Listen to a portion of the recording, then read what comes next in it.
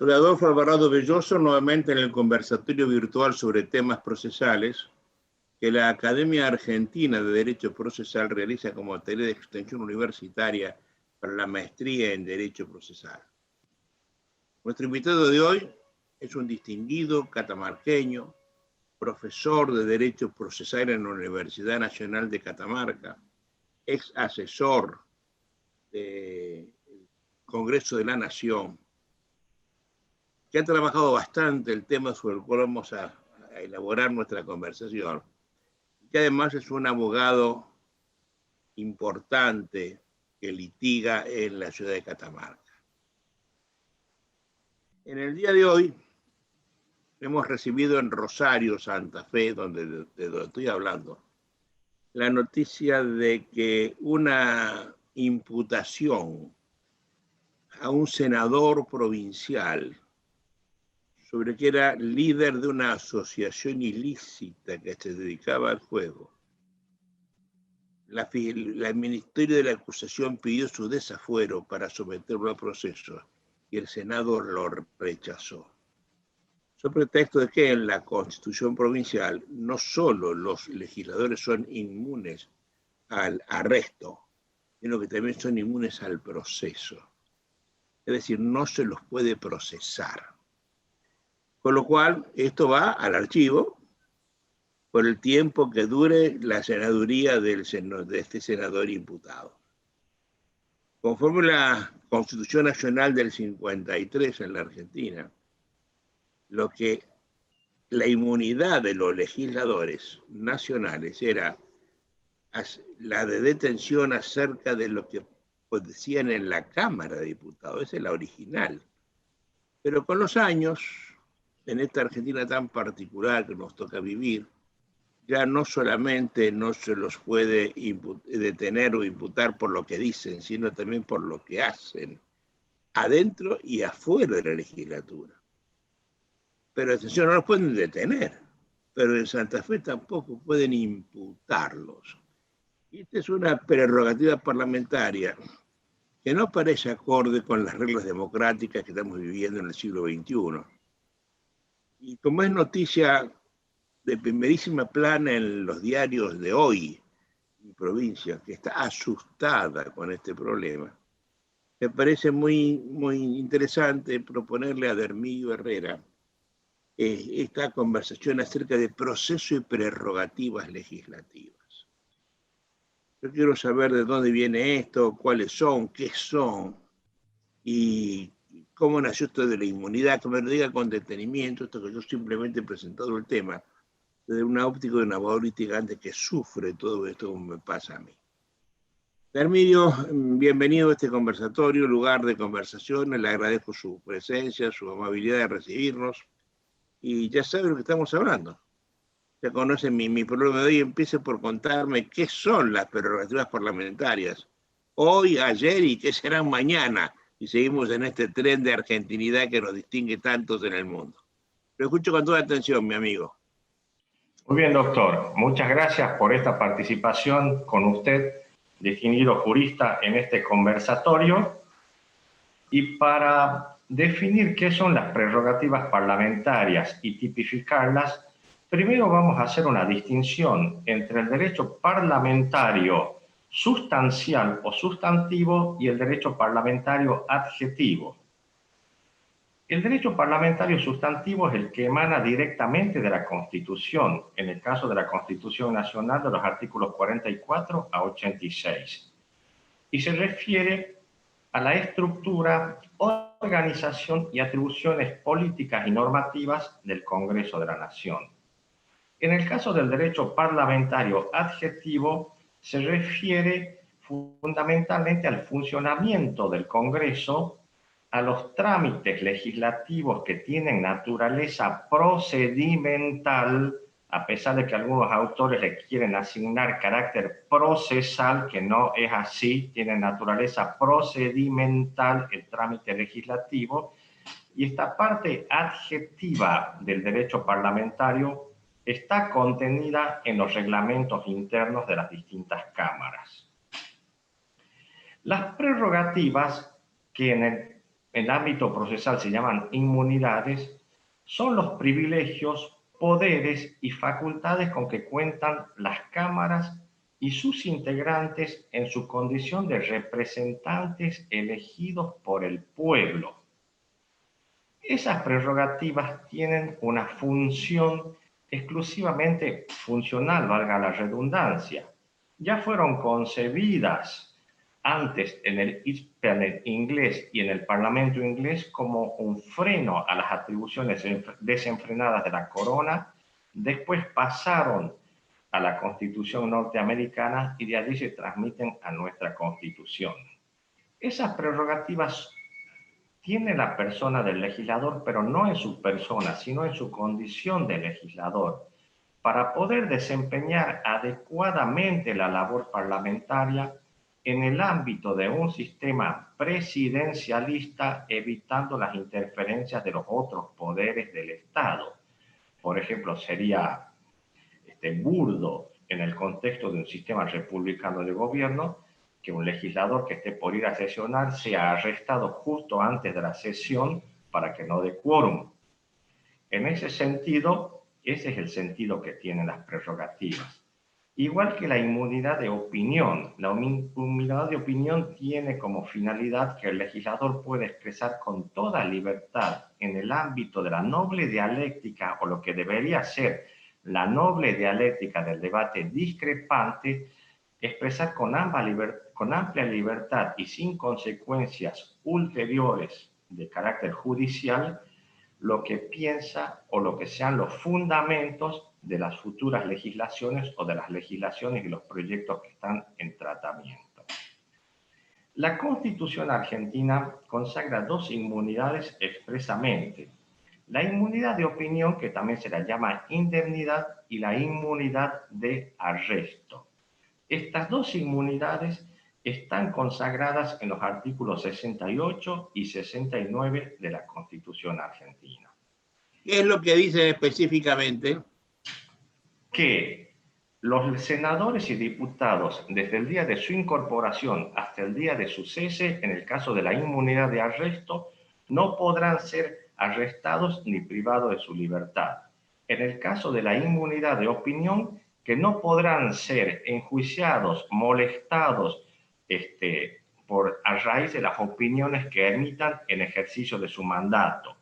Esta inmunidad de opinión abarca al legislador durante todo su mandato y aún después de su mandato por las expresiones vertidas durante su mandato. Esta inmunidad de opinión en la práctica y conforme a la jurisprudencia implica también en alguna medida una inmunidad de proceso. La Corte Suprema de Justicia de la Nación ha dejado expresamente establecido que en el caso Martínez Casas, que tiene un carácter absoluto esta inmunidad, y que si se pretendiera alterar este carácter absoluto con excepciones que no están contempladas en la norma constitucional y por la cual se permita a los jueces discriminar entre opiniones lícitas e ilícitas de los legisladores, se estaría viendo un resquicio a una acción intimidatoria, perturbadora por parte de los otros poderes del Estado o de particulares respecto del poder legislativo. De esto surge claramente... A ver, no, Mermillo, ¿cuál fue el problema de Martínez Casas? ¿Le quisieron imputar alguna cosa por lo que había dicho? Se lo quiso imputar por sus expresiones, por excesos verbales. Había cometido excesos verbales, quizás formalmente una injuria. Tengamos en cuenta que en esta inmunidad no hay tipicidad, son por decisiones políticas de la propia Constitución, no se las considera típicas. Otros autores sostienen que son hechos o acciones que también por cuestiones políticas se las excluye de la persecución penal. Este caso de Martínez Casas, por algún exceso verbal que alguien se sintió afectado, llegó hasta la Corte Suprema. Y la Corte Suprema ha sostenido esto que estoy diciendo. ¿De qué época es ese fallo? Ese fallo debe ser... Más o menos. Aproximadamente de 1989 a 1990. Bien. Estamos Y bien. en tales casos sostiene también que corresponde el rechazo in limine cuando se pida el desafuero fundado en esta causal. Ahora bien, los excesos verbales en que incurre el legislador tampoco quedan absolutamente impunes, tengamos en cuenta eso. Aquí se ejercita, la Cámara está facultada para ejercitar su competencia sancionatoria, aplicando la propia Cámara a la que pertenezca el legislador que hubiere incurrido en excesos verbales, aplicándoles las sanciones correctivas y o expulsivas que prevé el artículo 66 de la Constitución Nacional. Los reglamentos internos, inclusive en casos de excesos verbales, prevén la posibilidad de que se lo suspenda al legislador en el uso de la palabra por una sesión, por varias sesiones, ante excesos verbales que puedan llegar a ser agraviantes, porque la banca parlamentaria tampoco puede convertirse en una tribuna donde se pueda injuriar impunemente a cualquier ciudadano sin ninguna consecuencia disvaliosa para quien incurre en esas conductas. ¿Ha ocurrido con asiduidad o ocurre eso? Y ha ocurrido con asiduidad un caso muy resonante en el año 1991 de un legislador nacional, un ex legislador nacional por Catamarca, fue expulsado de la Cámara por declaraciones periodísticas que hizo en aquel momento, que la Cámara las consideró agraviantes para el prestigio y el decoro del cuerpo, y fue sancionado con la exclusión del cuerpo por inhabilidad moral. Eso fue en el año 1991. Hay otros casos también. Pero el caso más resonante de los últimos tiempos ha sido ese. Un exdiputado nacional ya fallecido por Catamarca. Bueno, hasta ahora, a ver, lo que yo entiendo entonces es, hay una inmunidad absoluta hasta de procesamiento por las cosas que se dicen en la Cámara. ¿En la Cámara o fuera de la Cámara? Pero atención, de lo que se dice como legislador respecto del problema político de que se trate. Si el legislador roba una cartera, puede ser, o mata a alguien. Si el legislador mata a alguien, si ha sido sorprendido en flagrancia en el acto de matar, puede ser arrestado en ese momento. Inmediatamente la autoridad que ordenó el arresto pondrá en conocimiento de la Cámara y la Cámara puede desaforarlo o no. Si la Cámara no lo desafuera, inmediatamente se le debe dar la libertad al legislador. Si la Cámara lo desafuera, puede seguir el proceso, si la Cámara no lo desafuera, inmediatamente se le debe dar la libertad al legislador, pero el proceso puede seguir hasta su total conclusión, porque la inmunidad de arresto no significa inmunidad de proceso. Perfecto.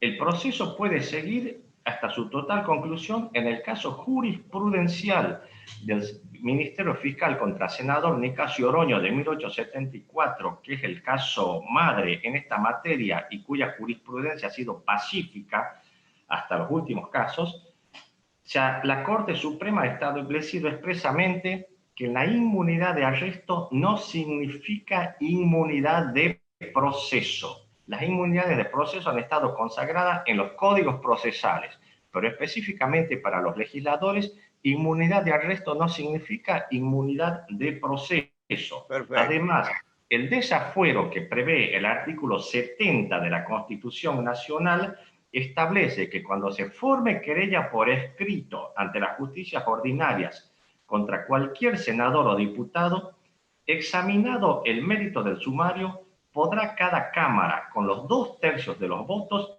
suspender al acusado y ponerlo a disposición del juez competente para su juzgamiento. ¿Esto qué significa? De una interpretación literal de esta norma, especialmente de la última parte, ponerlo a disposición del juez competente para su juzgamiento, se puede inferir que hay inmunidad de proceso, pero esto no es así, porque el desafuero se produce en función de los méritos del sumario, o sea que el sumario debe preceder al desafuero. El sumario es precedente al desafuero, es examinado por la Cámara en juicio público, no en sesión secreta. La Constitución no le prohíbe al juez adelantar el sumario en todo lo que le sea posible. Puede hacerlo hasta la conclusión de la causa, que en la inteligencia de la ley 25.320, que es la que rige actualmente, es hasta que haya sentencia definitiva. Puede hacerlo como si el acusado fuera un ciudadano común. Lo que no puede hacer es privar de su libertad al legislador acusado sin que haya habido desafuero. Ni indagarlo. Indagarlo puede, de acuerdo a la ley 25.320. La indagatoria no es considerada no se considere que la indagatoria vulnera la inmunidad de arresto. Y si el legislador o el magistrado o funcionario de juicio político se niegan a concurrir a la indagatoria, la autoridad jurisdiccional competente deberá pedir el desafuero o la destitución o el juicio político o lo que corresponda, para poder conducirlo por la fuerza pública. Hace unos años, bastantes años, nuestra Constitución santafesina es del año de 1960 y empieza a regir en el año 61 o 62, metiendo más al 61. Con posterioridad, acá en la provincia hubo un camarista civil que le pegó malamente a su mujer. Su mujer hizo una denuncia penal, en ese momento era la justicia correccional la competente. El entonces juez, que después terminó siendo procurador general de la Corte, un hombre realmente importante en mi provincia, de venerada memoria, hizo todo el proceso sin convocarlo. Hizo todos los peritajes, los testimonios, hizo todo. Y cuando tuvo todo armado, lo que usted dice, el sumario terminado, recién se presentó ante la justicia pidiendo el desafuero y, por supuesto, cuando eso hizo, el camarista renunció, ¿no? No fue necesario llevarlo a desafuero y fue procesado y además fue condenado. Hablo de un camarista importante de mi fuero. Pero no es lo que está pasando ahora eso. Indudablemente que no. En materia de magistrados y funcionarios sujetos a juicio político, a diferencia de los legisladores, esta es una cuestión muy controvertida y que tenemos que hacer un análisis muy exhaustivo. A diferencia de los legisladores, para los magistrados y funcionarios sujetos a juicio político, que son presidente y vicepresidente de la Nación, jefe de gabinete de ministros, ministros del Poder Ejecutivo, miembros de la Corte Suprema, no surge expresamente de la Constitución Nacional inmunidades de arresto, no surgen expresamente. Parte de la doctrina constitucionalista y la legislación procesal han sostenido que por razones del principio de autoridad es necesario equiparar a los funcionarios de los tres poderes en el goce de esta inmunidad de arresto, y Quiroga Lavie sostiene que esta inmunidad no puede ser mayor a la de los legisladores. En sentido contrario, Mario Midón sostiene que, al ser las inmunidades funcionales una excepción al principio de igualdad establecido en el artículo 16 de la Constitución Nacional, este tipo de regulaciones es patrimonio y competencia exclusiva del poder constituyente, que el Congreso de la Nación carece de facultades para establecerla. En ese sentido, y en ese orden de ideas, la Corte Suprema ha declarado la inconstitucionalidad del artículo 6 de la Ley 27.120, que extendía la inmunidad de los legisladores a los parlamentarios del Mercosur. En materia de derecho parlamentario sustancial, la Constitución ha facultado al Congreso de la potestad de someter a los miembros de los otros poderes a juicio político. El juicio político es de naturaleza no jurisdiccional y procedimental y de carácter netamente político. Los legisladores no son jueces imparciales, ni imparciales, ni independientes para que se los pueda considerar un órgano jurisdiccional o para que puedan determinar si hay o no hay delito de cualquier naturaleza. Me importa esto. Está haciendo una distinción muy importante entre proceso y procedimiento. está negándole que haya proceso al juicio político. Esto vale la pena que lo conversemos. Usted hace esa distinción porque no son jueces de derecho.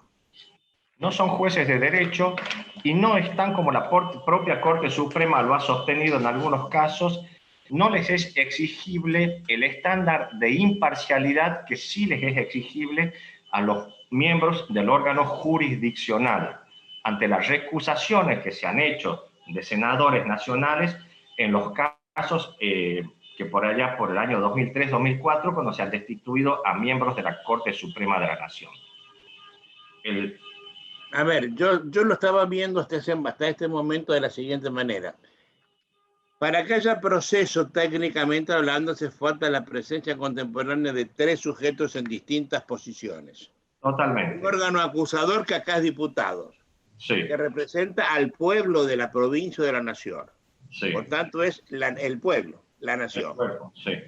El imputado, que es la segunda persona. Y la tercera es la Cámara de Senadores, que como son representantes de las provincias, son personas jurídicas diferentes de los diputados. Pueblo, provincias.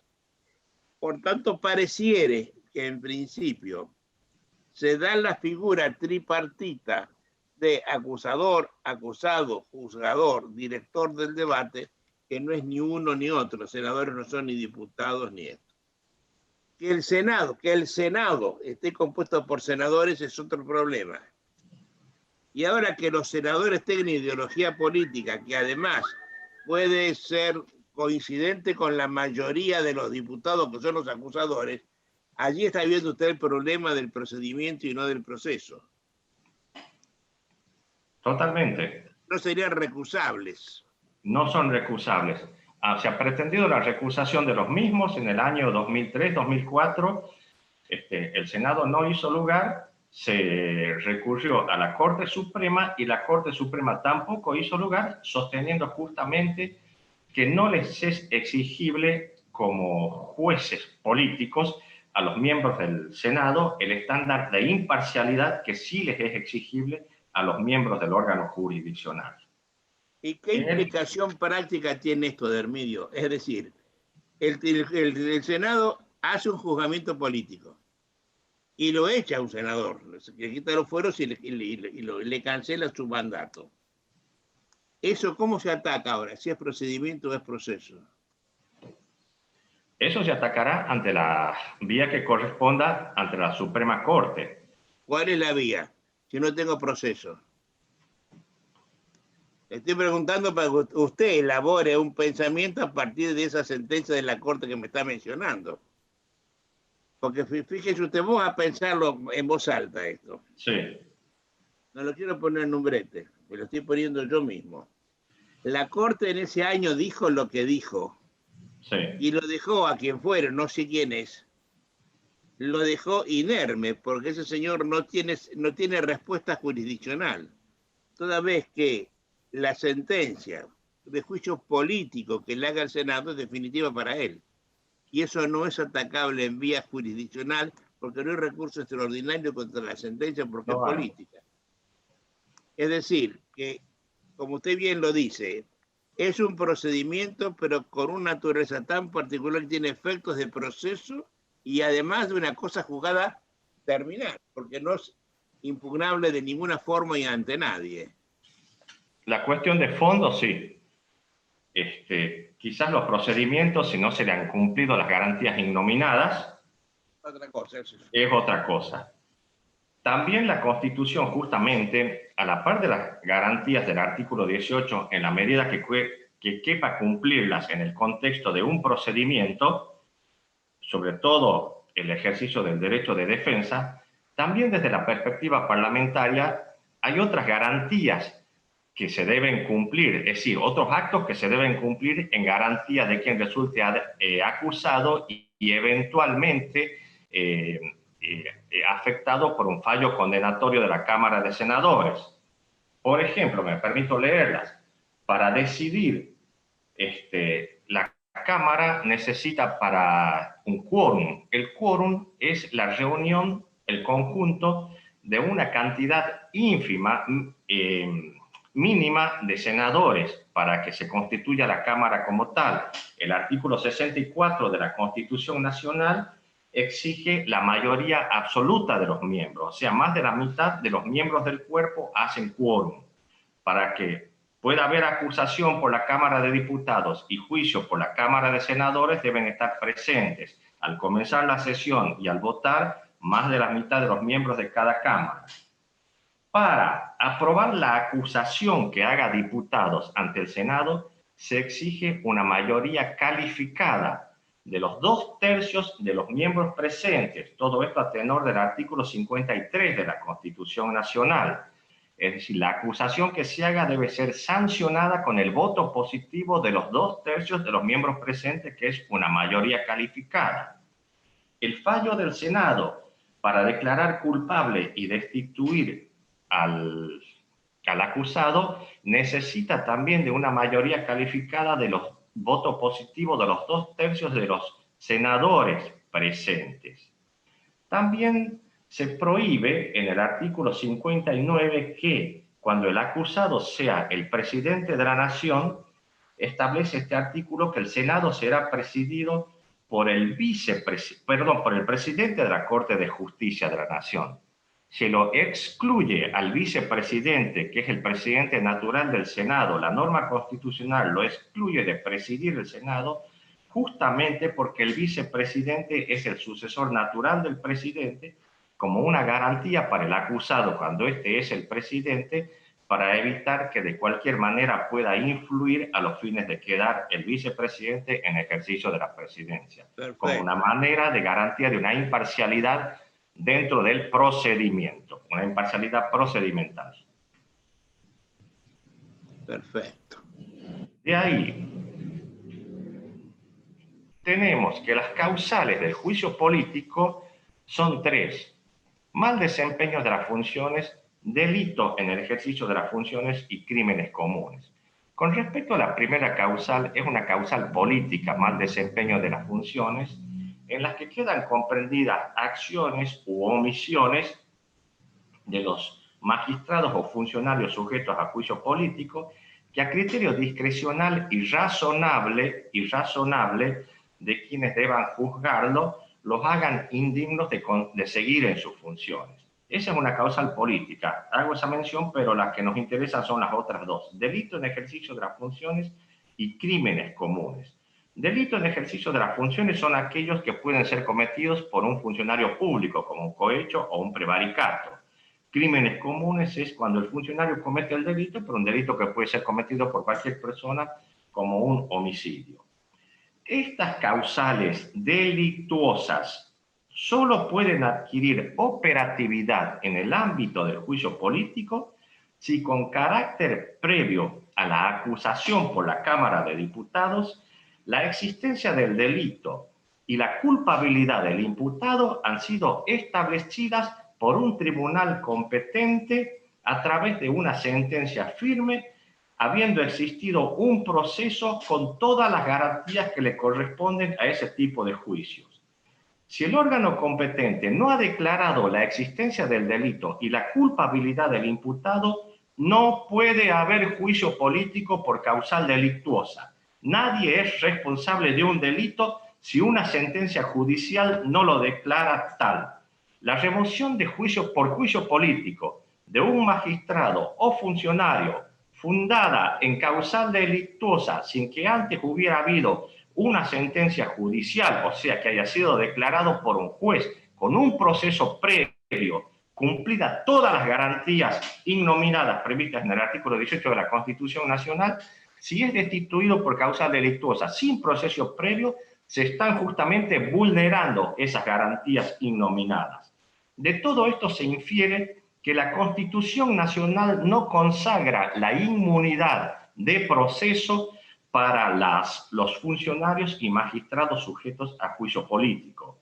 Una interpretación distinta, a la par de ser contraria a una adecuada hermenéutica constitucional, convertiría en hechos imposibles la destitución por causal delictuosa. Por ejemplo, si no se pudiera procesar y condenar a funcionarios sujetos a juicio político, funcionarios y magistrados sujetos a juicio político, en ejercicio de sus funciones, carecería de sentido la prohibición del artículo 99, inciso quinto de la Constitución Nacional, que establece la imposibilidad del indulto o conmutación de penas en los casos de acusación por la Cámara de Diputados. Es decir, no deben indultarse o conmutarse las penas aplicables a quienes hayan sido destituidos por haber cometido delitos en el ejercicio de cargo. De lo que surge expresamente que la Constitución no establece una inmunidad de proceso para los magistrados y funcionarios sujetos a juicio político. Mientras no se afecte la libertad ambulatoria del acusado, sostenemos que el juez puede avanzar en el proceso contra el magistrado o funcionario a juicio político hasta su total conclusión. Y estos fundamentos han sido tomados en la ley 25.320. Le hago una pregunta, Hermidio. Si una constitución provincial, yendo más allá de lo que usted está expresando, dice la Constitución Nacional, por ejemplo, prohibiera el procesamiento de alguien en el fuero provincial, ¿sería inconstitucional la Constitución provincial? Le voy a contestar con una comparación, una analogía con la Constitución de Catamarca. La Constitución de Catamarca, a la par de la inmunidad de opinión, establece en el artículo 104 la inmunidad de votos de los legisladores. O sea que el legislador puede votar lo que sea y tiene inmunidad conforme a la Constitución de la provincia. Muchos autores han criticado esa disposición de la Constitución de la provincia de Catamarca por extralimitarse o ir más allá de lo que prevé la Constitución Nacional, en función del artículo 31 de la Constitución Nacional. Han criticado tildándola de inconstitucional. ¿Y lo sería a su juicio? Yo pienso que sí. Es inconstitucional porque se establece un orden de prelación de normas en el artículo 31 que, si bien por un lado las provincias son autónomas para darse su organización, sus instituciones y su funcionamiento, pero también se deben respetar los principios y las formas republicanas de gobierno, de tal modo que no se consagre una impunidad y se cumpla con el precepto constitucional de afianzar la justicia. Yo le voy a contar a usted cómo la jurisprudencia es una cosa preciosa porque dice hoy blanco y mañana negro. ¿Sí? Y todo con una tranquilidad de espíritu total. Hay en Santa Fe, en la Constitución del año 61, una norma que establece que los jueces tienen estabilidad absoluta hasta tanto cumplan 65 años de edad, con la condición de si están en condiciones de jubilarse ordinariamente. Es decir, yo juez del Poder Judicial, soy juez inamovible hasta los 65 años, sí puedo jubilarme ordinariamente. Si no es así, conservo mi estabilidad absoluta hasta que esté en condiciones de hacerlo. Recién entonces yo perdería mi estabilidad propia. Hace unos años,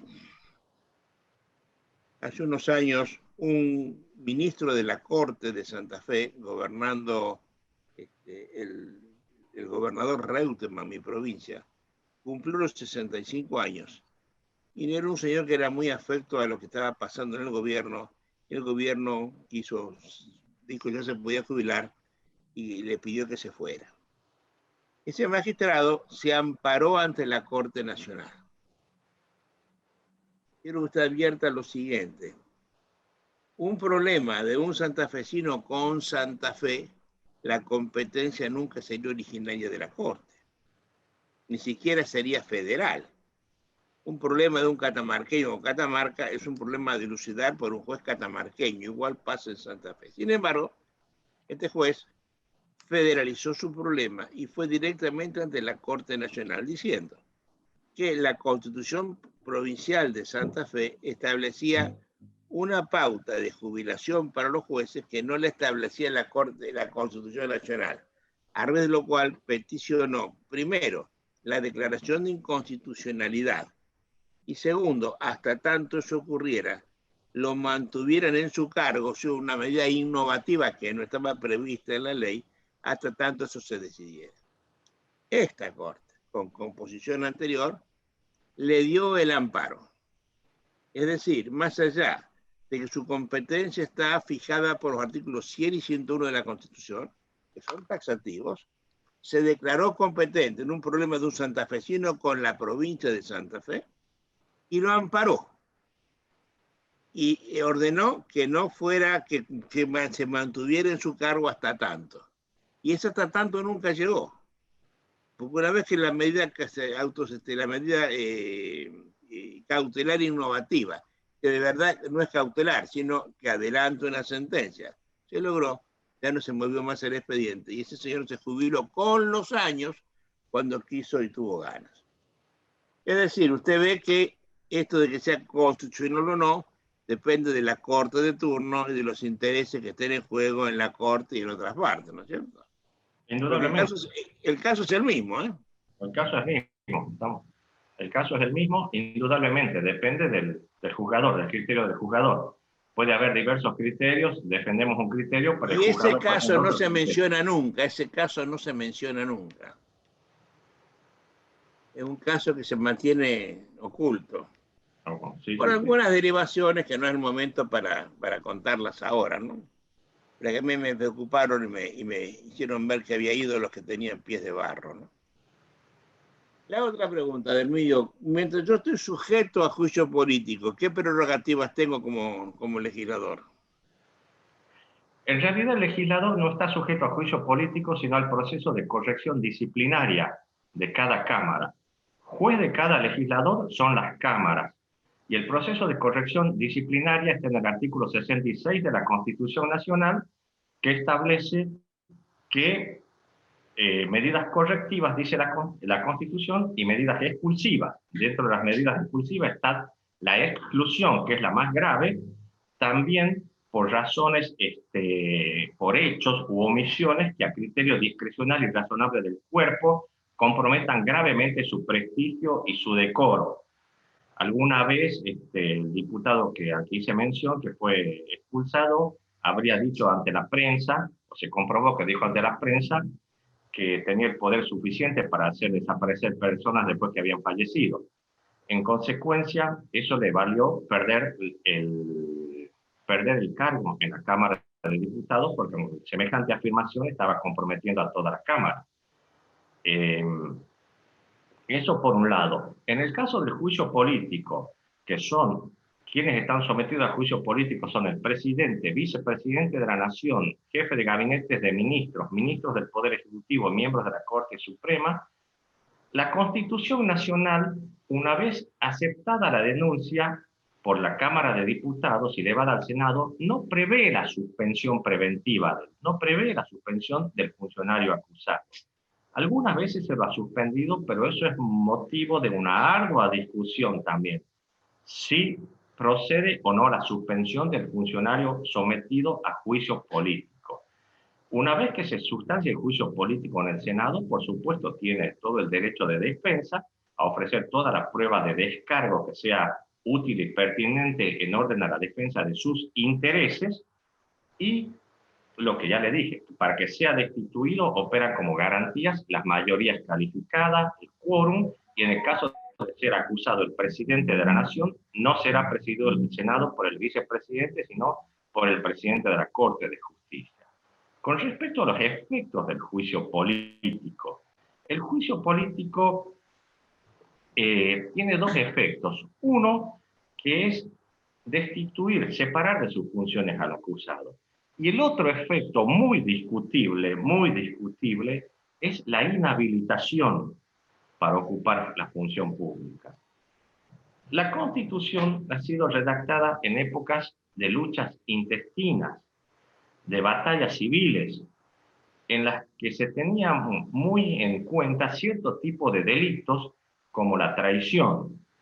Y no se veía con malos ojos en ese momento que el Senado de la Nación, ante esos delitos de esa gravedad, aplicara sanciones como la inhabilitación. La inhabilitación se la aplicaba con una pena contra el honor, porque la letra de la Constitución dice textualmente declararlo incapaz de ocupar ningún empleo de honor, confianza o a sueldo de la nación, o sea, era una pena infamante originariamente. Pero a partir de 1994, esto cambia con los tratados de derechos humanos, con el principio pro homine y con el principio de no contradicción. A tenor del Pacto de San José de Costa Rica se eliminan las penas infamantes, que son aquellas penas que se establecen en contra del honor de las personas. Hemos dicho también, por otro lado, que el juicio político es de naturaleza procedimental, no jurisdiccional, y el Senado de la Nación no es un órgano jurisdiccional, en consecuencia no puede aplicar una pena de inhabilitación que en la cultura jurídica contemporánea no cabe la menor duda de que es una pena de fondo, es una sanción de derecho penal común, en consecuencia no puede ser aplicada por un órgano político. Fuera de eso, si fuera aplicada, no es posible de indulto, no es posible de conmutación de pena, no se respeta la doble instancia, porque el recurso extraordinario, de acuerdo a la jurisprudencia internacional, no reúne los estándares de doble instancia, y siguiendo en este caso al doctor Zaffaroni en un voto de una causa de un exgobernador de La Rioja que había sido destituido en el año 2007, sostiene que estas cláusulas, tanto de la Constitución Nacional en el artículo 60 como las correlativas de las constituciones provinciales que autorizan a la legislatura a imponer la pena de inhabilitación, son cláusulas obsoletas, por estar en contraposición con los tratados de derechos humanos, con el principio pro homine y por el principio de no contradicción de la Constitución Nacional. Son cláusulas obsoletas en desuetudo o parte de la Constitución formal. Oiga, muy ilustrativa la conversación, ¿eh? Sí. Otro efecto del juicio político, y aquí tengo la Constitución, el artículo 60 dice en la última parte, para que quede bien claro esto, pero la parte condenada quedará sujeta a acusación, juicio y castigo, conforme a las leyes de los tribunales ordinarios. Esto ha llevado a algunos autores a sostener que la Constitución consagra la inmunidad de proceso, y esto no es así. Cuando se habla aquí en la Constitución, artículo 60, última parte, acusación, juicio y castigo, se establecen las distintas fases del proceso acusatorio, pero por los motivos expuestos, que el Senado de la Nación no es un tribunal jurisdiccional, que no tiene atribuciones para imponer la pena de inhabilitación, mucho menos atribuciones para determinar cuándo hay un crimen común o un delito en ejercicio de las funciones, no existe en la Constitución Nacional, la inmunidad de proceso para los magistrados y funcionarios sujetos a juicio político. Y estos criterios han sido receptados hace 20 años, en el año 2000, por la ley 25.330. Por lo tanto, tampoco podría verlos en las constituciones provinciales. Tampoco si podría verlos en las constituciones provinciales. Si hacemos un repaso por las constituciones provinciales, comencemos por la ciudad de Buenos Aires. En la ciudad autónoma de Buenos Aires, la Constitución dice expresamente que la inmunidad de arresto no equivale a inmunidad de proceso. Y en ese sentido está redactado el Código Procesal Penal de la provincia de Buenos Aires, de la ciudad de Buenos Aires, perdón. La Constitución de Córdoba plantea una contradicción con la legislación procesal. En 1987 ha sido reformada la Constitución de Córdoba. En aquel momento tenía un sistema bicameral dentro de su legislatura y establecida la inmunidad de arresto y la inmunidad de opinión para los legisladores y para el gobernador y vicegobernador expresamente, y la inmunidad de arresto expresamente para los miembros del Poder Judicial. El artículo 14 del Código Procesal Penal, redactado conforme a aquella Constitución, establece como norma infralegal la inmunidad de proceso, sosteniendo que la inmunidad de arresto implicaba inmunidad de proceso. En el 2001 se reforma la Constitución de la provincia de Córdoba. El Poder Legislativo pasa a ser unicameral. Se elimina la inmunidad de arresto, pero el artículo 14 del Código, norma infralegal, sigue sosteniendo la inmunidad de proceso. Siguiendo en este caso al doctor Antonio María Hernández, constitucionalista cordobés, sostenemos que esa norma debe ser derogada o modificada por oponerse a una norma superior. En el caso de la provincia de Catamarca, la constitución de la provincia tiene un contenido semejante al de la Constitución Nacional, inmunidad de arresto con el sentido y alcance ya dicho, que no significa inmunidad de proceso, inmunidad de opinión, inmunidad de votos. Algunos autores sostienen que esa inmunidad de votos es inconstitucional porque es del marco de la protección de la Constitución Nacional, porque se está creando una causal de justificación penal por un órgano que no es competente, ya que es competencia del Congreso de la Nación a tenor del artículo 75, inciso 12, a través de una ley común. Se sostiene también que esa inmunidad de votos se contrapone al artículo 29 de la Constitución Nacional, que prohíbe a las legislaturas provinciales otorgar a los gobernadores la suma del poder público. La suma del poder público significa que se otorgan a los gobernadores facultades jurisdiccionales y legislativas sin ningún límite y control. Es decir, es muy relativa a la inmunidad de voto. En materia procesal, el artículo 20 del Código de Catamarca consagra expresamente la inmunidad del proceso a establecer que el juez de control de garantías realizará una investigación sumaria cuando haya un requerimiento fiscal en contra de un legislador, magistrado o funcionario sujeto a juicio político. Esa investigación sumaria determinará si cabe o no el juzgamiento. En caso de caber el juzgamiento, se pedirá la destitución, la remoción, el juicio político o lo que corresponda. Y si no se otorga, se archivarán las actuaciones. Lo mismo que dice la Constitución de Santa Fe, nada más que en este caso en una norma infraconstitucional, en una norma legal. Esta normativa ha sido declarada inconstitucional por el juzgado de tercera nominación con asiento en la ciudad de San Fernando de la Valle de Catamarca, a cargo del doctor Ramón Porfirio Acuña. Oiga, muy interesante esta charla. Una última pregunta, Hermílio, que ya el tiempo se nos está yendo. Actualmente, por lo que veo en los diarios, yo no tengo presente el texto constitucional, sobre eso se lo pregunto. Cuando se hace una imputación cualquiera, de cualquier delito, más allá de lo que se dijo en la Cámara respectiva, no hay inmunidad también de arresto. Cuéntenme ustedes desde cuándo es eso. Por ejemplo, a ver, el expresidente Menem, senador nacional, tiene una condena penal y nunca pudo ser arrestado. Porque la Cámara dice dos cosas primero. Atención, no es una inmunidad por un delito común, no por un delito parlamentario. Primera cosa, ¿de dónde viene eso? Y la segunda, ¿de dónde sale? Que la sentencia queda firme recién cuando la Corte acoge un recurso directo. Porque es técnicamente correcto, los proyectos se terminan en el último tribunal ordinario, que es el último tribunal ordinario, la Cámara de que fuere. Y cuando esa sentencia queda sujeta a recurso y se interpone y se concede, sigue pendiente. Pero si no se concede y se va a recurso directo, usted sabe que el recurso no tiene efecto suspensivo. Y sin embargo, pendiendo un recurso directo por años, el Senado no permite que se procese ni se detenga a nadie. ¿De dónde sale todo eso? Explíquemelo. En primer lugar, cualquier legislador nacional, incluido el expresidente Menem en su condición de legislador nacional, tiene inmunidad desde el día de su elección.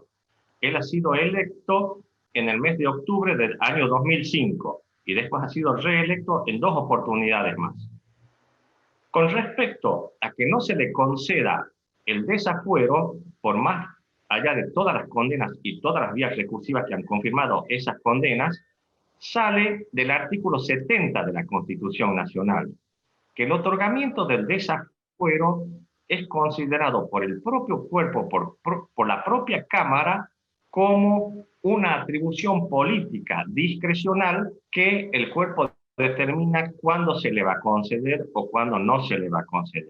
En este caso, a raíz de la opinión de la mayoría de los senadores que participaron en ese tema y que dio lugar a lo que se dio llamar la doctrina Pichetto, se sostuvo ese criterio que usted manifiesta, que hasta que no esté agotado todos los recursos, seguirá en ejercicio de sus funciones.